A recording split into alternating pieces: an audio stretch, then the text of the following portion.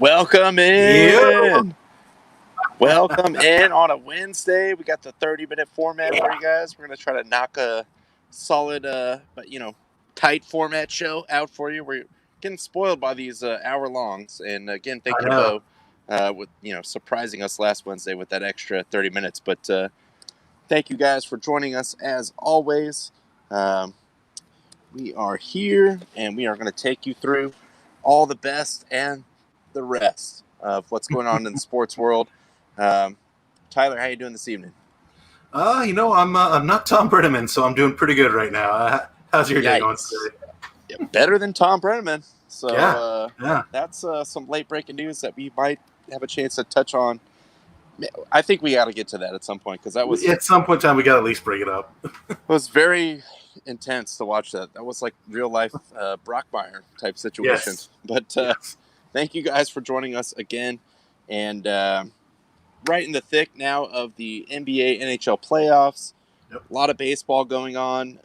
As you could see by my, masterfully crafted whiteboard sign.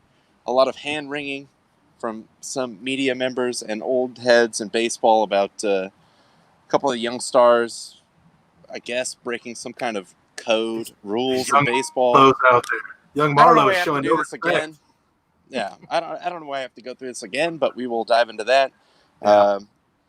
But real quick, just more of a show item. I did want to again thank Cease for joining us finally on these airwaves, checking in with us, and he also did bless us with a truck horn, actually, which I just got to throw that up for you now. Let me give you a little truck horn before we go. Oh, let's hit it. Yeah. There we go. Yeah. Beautiful. Yeah. Love it. That was awesome. So thank you again to Cease. As I said, official sportsman insider of the Quarantine Kings program. But I know he had some reservations as far as, being the killer of our podcast. There was some behind the scenes logistical issues there, Cease. It's not, it doesn't fall on you. So I decided in your honor to power through and, just make note of the fact that we are still here, not going anywhere for now. As far as we know. Bless up. So this will be the after Cease counter down here in the corner. So this is episode 1 in the AC era. And we will just continue to power through there. The AC green era? Well. Actually, it is colored green. Did you do that on purpose for an AC green deal? I was trying to make it pop, but I can't see exactly what's going to show up well on the screen here. So I'm just kind of shooting in the dark there. But a couple comments that came in earlier. Of course, suck at mosquitoes from Nick. Thank you for watching, Nick. And earlier in the day, dicks out for Harambe. I mean, that's still a thing, I guess. That's never a bad time to throw that out. True. And Daniel coming in, them Lakers, # I'm not panicking, just concerned. So I think that's a good place to start. Sure.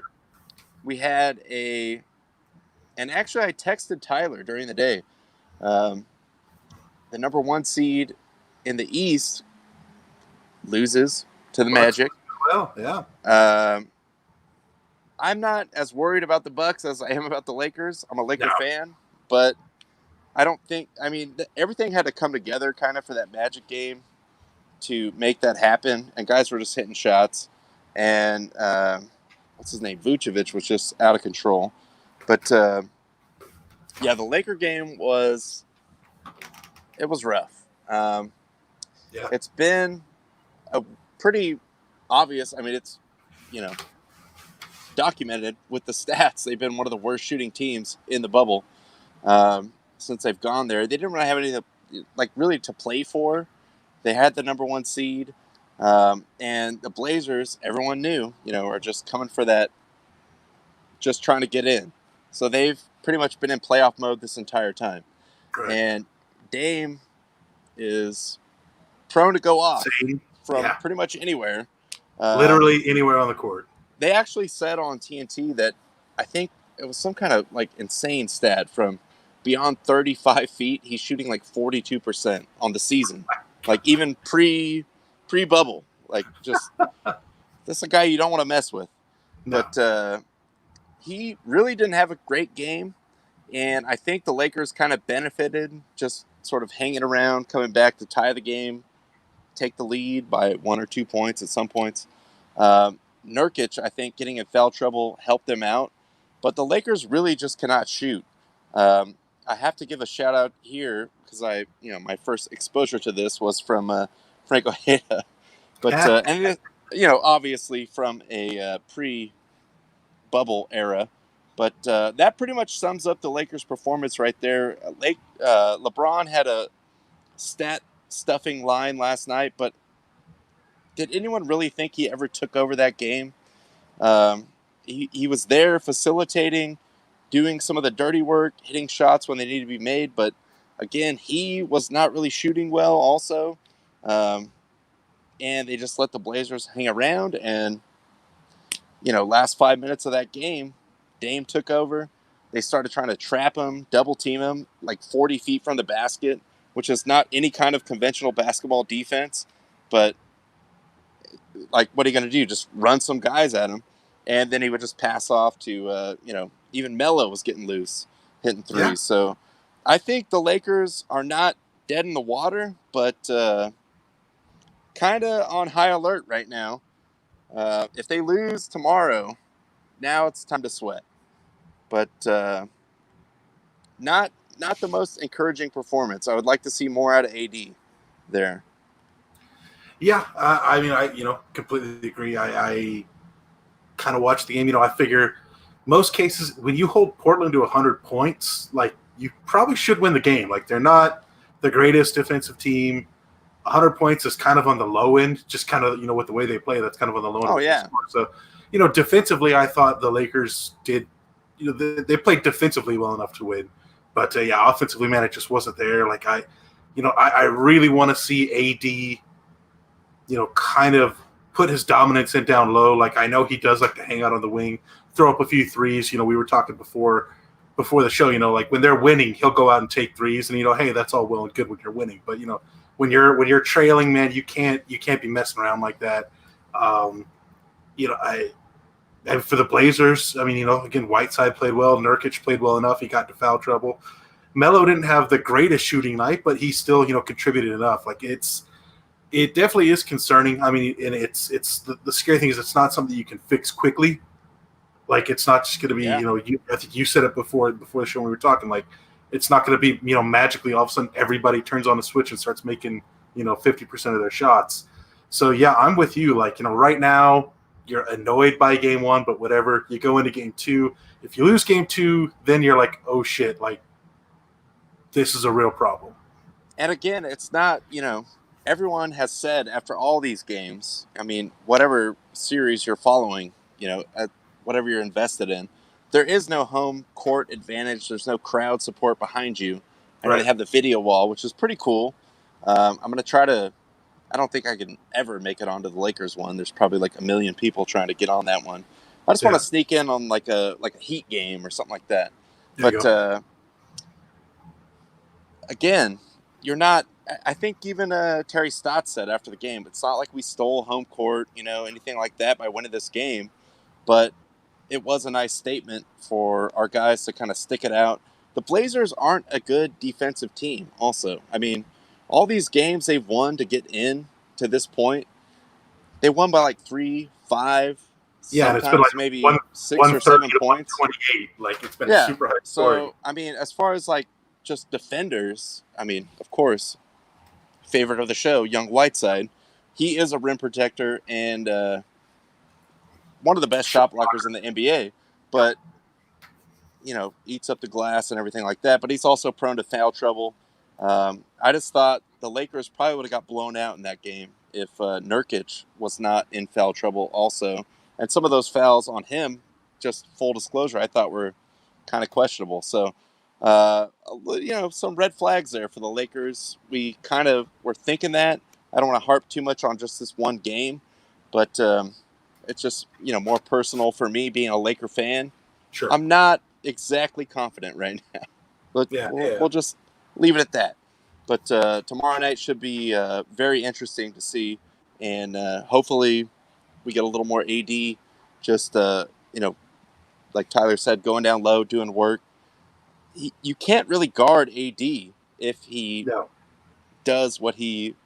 I mean, he can do pretty much everything on the court. So they need more from him. But man, the shooting was so bad. Yeah, it was ugly. But again, it was just game one of the series. So if the Lakers can show up tomorrow, give a little hope. Again, if they lose tomorrow, I think it's a real problem if they go down 0-2 against Portland. But again, overall, been very impressed with the just the tournament that we're seeing. I'm Absolutely. calling it a tournament because it's in this bubble, and it is a tournament. But Yes. I think I've been pretty upfront from the very beginning. I don't think there should be any asterisk involved with whoever wins this, because some of the teams involved, including the Lakers, but we'll see where they go. But man, the Bucks, the Celtics, the Raptors. If you win this, that's legit. And there's something to be said about not having any kind of home court advantage also. So Absolutely. I think this is, legit if you win this title. They were almost through the season anyway. Yeah, no, it is. It's very much so. This is the ultimate, level playing field. I mean, maybe you can make the argument, the Orlando Magic are in their home city, but they're not at a home court or anything like that. I mean, this is the ultimate, all things are even. This is just who is the better team. I don't know. The Magic do have that Disney sponsorship. That's makes true. You wonder. I wonder if they got that Disney internet. I wonder if they got that Mickey internet instead of that goofy internet. Oh, they for sure have the Mickey internet, not that goofy internet. Actually, I think everybody has it now because I think they all moved into the big hotel now that the playoffs have started. No, that's yeah. But just diving back to the comments here, Cease, check it in. Thank you. Actually, the weakest truck horn I've ever had doesn't even have a cord to pull. Yeah, I was a little disappointed by that when you just kind of beeped the horn like it was a Civic or something. You know what? Maybe it's all we deserve, though. Hashtag soft.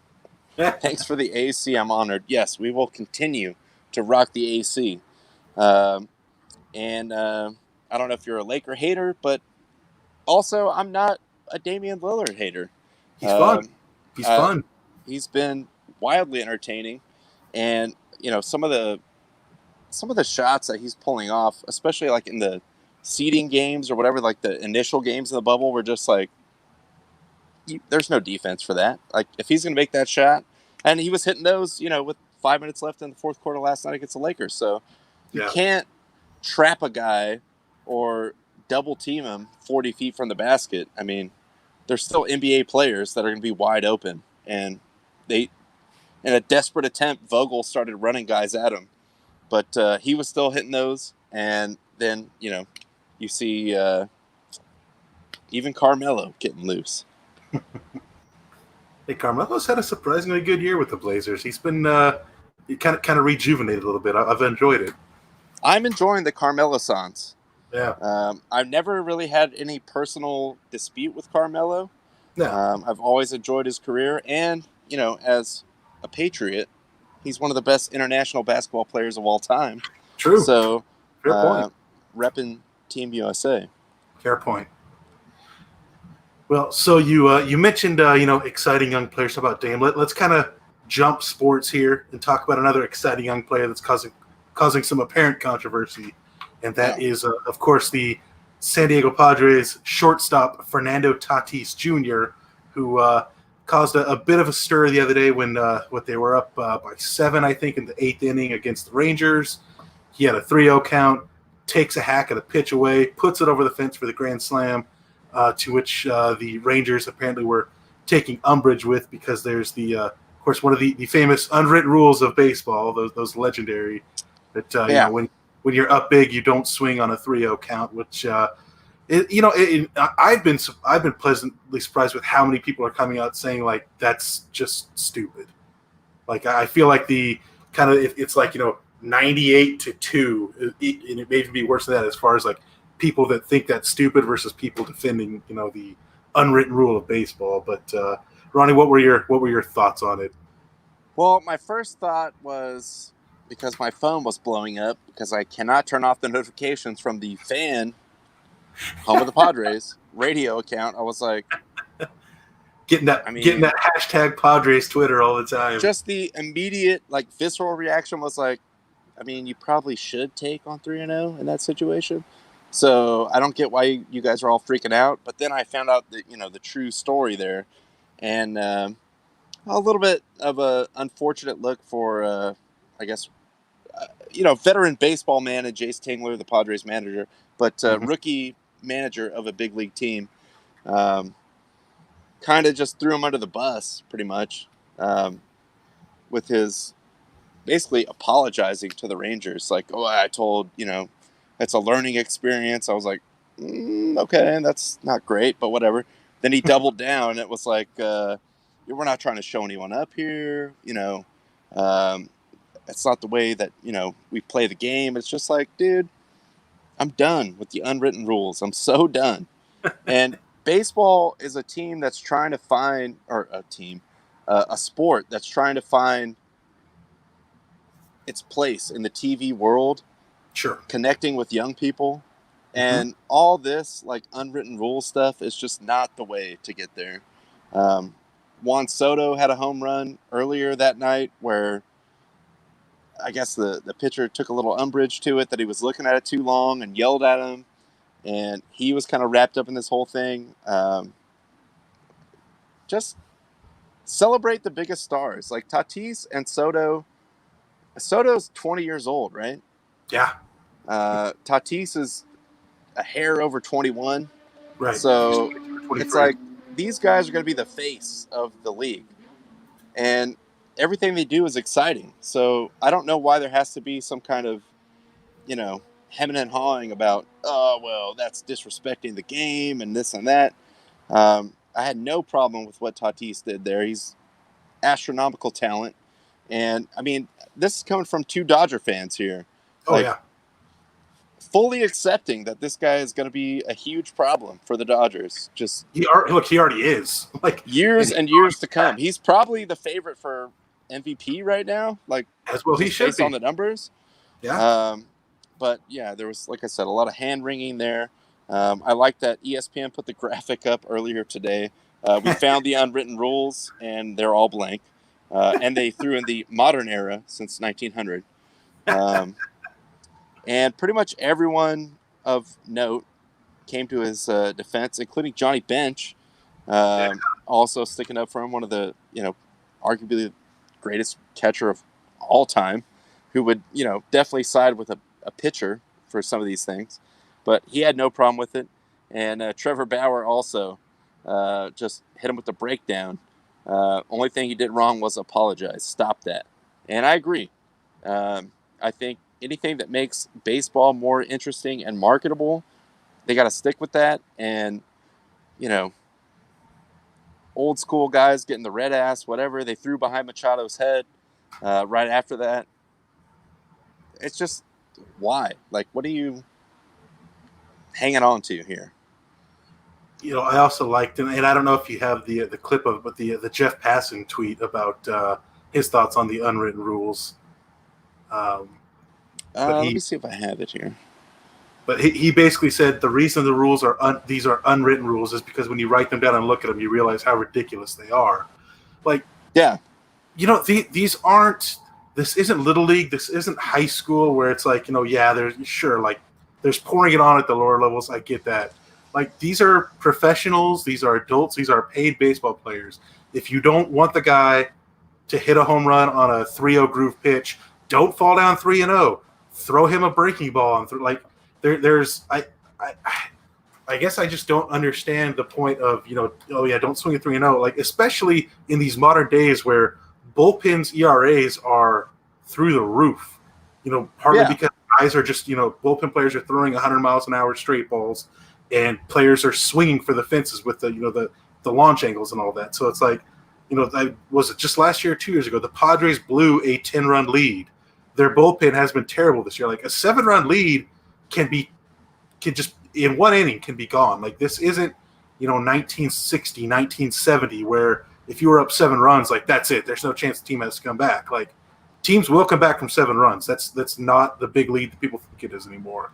So And they're professionals, man. Like, throw a better pitch. You don't want him to hit a home run, throw a better pitch. You don't want him to celebrate a home run, throw a better pitch. Like, I think too, you gotta, if you just look at some of the context, the Padres were out to snap, I think, like a 6 or 7 game losing streak. Their like bullpen has been miserable in that time. So really no lead is safe right there. So why not just pile on? Like, if that's a problem for you, then let's just put in a mercy rule and just end the game when it's 7-0 or whatever. Like if that really hurts your feelings that bad, all right. But it just makes no sense to me. Yeah, I mean, you said something earlier, like, when you first heard about it, like, if it's 3-0, like, yes, my head, conventional wisdom says take the pitch, but it's not from throw a strike. It's not from any sort of respect for the unwritten rule. It's just like, hey, like, maybe I can get a walk here. Like, let's make him throw a strike. But hey, if a guy's you're not going to tell an MVP to not swing. Like, the dude's right now, he had another one tonight. He's on. I think I saw, if this was a 162 game year, he'd be on pace for like 79 home runs. Like, let him swing. That would be crazy. I will say this: that would be crazy. But it's just it's one of the things in baseball that I two things in baseball I don't like are kind of just some of the old, like, very old timey unwritten rules. Like, you have to abide by it. I don't always get it. And then, of course, the baseball writers have a massive problem with, but that's a whole nother story. Yeah, the Hall of Fame in baseball, I mean, it is the toughest one to get into, which I guess I respect that part. I respect it for some reasons. But it's the hardest one to get into because the writers that hold grudges against people are the voters. So very annoying in that respect. But, again, I've been happy to see that, a lot of players and media and even some older players are kind of, backing Tatis on this thing. Like, look, man, he's an exciting player. Again, 7-run leads aren't guaranteed anymore. Like, let the guy swing. If you don't like it, pitch better. To me, that's the simplest thing, man. You're a professional. You're getting paid. You're not some little leaguer that's just getting obviously beaten up on by a better team. You're a pro. Like, make the pitch. Make your pitches. Don't fall down 3-0. Like, I think there's a lot more simple rules than getting mad at somebody for swinging at a pitch.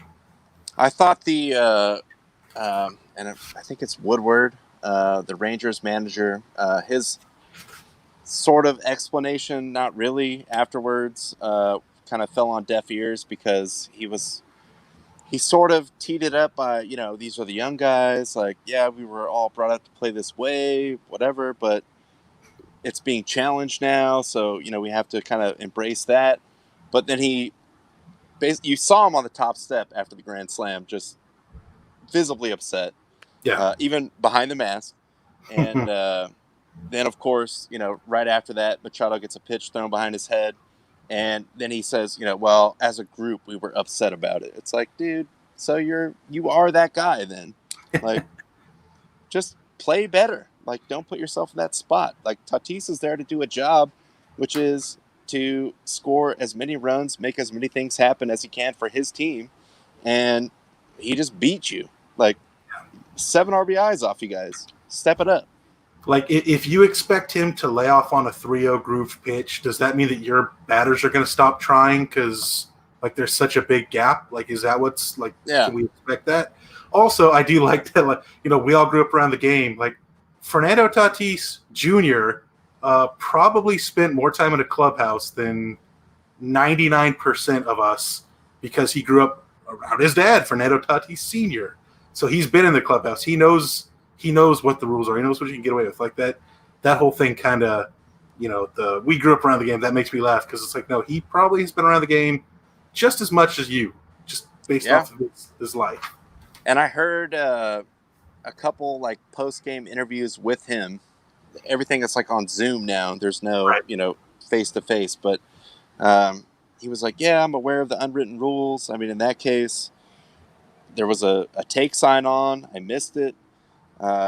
Whatever, it is what it is. But that not swinging on a 3-0 pitch, that was a new one for him even. So this guy's been around baseball forever. And he was like, I didn't know that was a thing. I'm trying to win. And, sorry if that rubbed people the wrong way, but that kind of like even shocked me that was like one of the rules. Yeah, I mean, and I guess that's another thing. If Tingler gave him a take sign and he didn't see it or disobeyed it, that's between him and Tingler. Like, let those two resolve that. Nobody else really needs to be involved in that. So it's just, I don't know, the whole thing it's dumb. I mean, it's gotten a lot of talking over the last couple of days, which talking about baseball to me is usually not a bad thing. I mean, whole last 4 months aside, people talk about baseball is usually a good thing in my eyes. But like I said, I'm kind of glad that it'll be, it's seemingly kind of done beyond today. Like most people are back in Tatis, and that's kind of it. Real quick, before we get out of here, we're up against time, but I do want to bring in on the Tito Auto Body and Used Tire Celebrity Hotline. We do have Nick joining the program. Nick, how are we doing this evening? What's up, Hey man? guys, how are you doing? Oh, first of all, sucking mosquito. I'm getting bit out here. Thank you. Thank you I'm always downtown. for supporting the I'm cause. downtown. How is this happening? They're everywhere. There's no escape. There you go. I'm gonna probably tattoo it on my neck if the Navy allows it. But yeah, just so before I have to go to bed, I have to drop my wife off in the morning. But to kind of go off of that, and I had an argument with someone downstairs. So if it was such a big deal about 3-0 pitch and you're up 7 runs, why not then create a mercy rule? I'm right there with you. Like if you think it's inappropriate or unfair to do that, then just have the game end when you're already getting blown out. Then forfeit. Just walk off the field. Yeah, it's like it just kind of like also to be grateful that you're actually playing baseball again. You could be and getting paid a lot of money to play exactly baseball. Guaranteed money. Guaranteed. Yes. Like an absurd amount of money, honestly.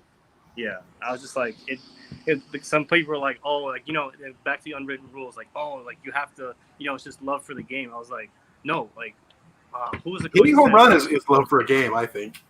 Exactly, the hardest hit is a home run. Like you'll be lucky. Some people are happy with hitting 5 home runs in a whole season. Yeah, for sure. No, with you, 100% on that. I would just say like Herm Edwards. Hello, you play to win the game. Exactly. Put your name on it. Be a man or woman. Put They your name are on who we thought they were. Exactly. Doesn't matter if you're on the front of the bus or the back of the bus. Exactly. We on the bus. Yes. Exactly. Shout out to Herm Edwards. Yeah. Shout out to Nick for calling in. Also, we got to get out of here. We only have the 30 minutes tonight, but thank you for calling in. And we'll be talking to you soon. And Tyler, anything else you want to send us out on? Just I guess we didn't really get to talk about it today, but big shout out. We got a big Champions League game coming up this weekend. I'm sure we'll talk more about it Friday. Champions! But I guess other than that, guys, just stick around. We got Ask Auntie Bev should be coming on the network here any second. But you guys know the score. As always, keep the fire. Keep the fire.